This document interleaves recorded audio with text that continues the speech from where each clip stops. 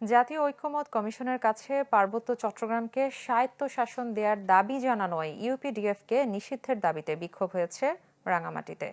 সকালে পার্বত্য চট্টগ্রাম ছাত্র পরিষদের উদ্যোগে এই বিক্ষোভ অনুষ্ঠিত হয়। বিক্ষোভ মিছিলটি পৌরসভা থেকে শুরু হয়ে বিভিন্ন সড়ক প্রদক্ষিণ করে বনরূপায় এসে সমাবেশের মধ্য দিয়ে শেষ হয়। পিসিসিপির রাঙামাটি জেলা সভাপতি মোহাম্মদ আলমগীর হোসেন সহ সাধারণ সম্পাদক মনির হোসেন এতে বক্তব্য রাখেন। এতে বক্তারা বলেন, বর্তমানে পার্বত্য চট্টগ্রামের রাজনীতি গভীর সংকটের মধ্যে রয়েছে, যা কোনোভাবেই আর অস্বীকার করার সুযোগ নেই। জাতীয় ঐক্যমত কমিশনের কাছে ইউপিডিএফ এর জানানো দাবির পর যা আরও স্পষ্ট। ইউপিডিএফকে সন্ত্রাসী সংগঠন উল্লেখ করে তাদের একটি রাজনৈতিক দল হিসেবে প্রতিষ্ঠার ষড়যন্ত্র চলছে বলেও অভিযোগ করেন বক্তারা।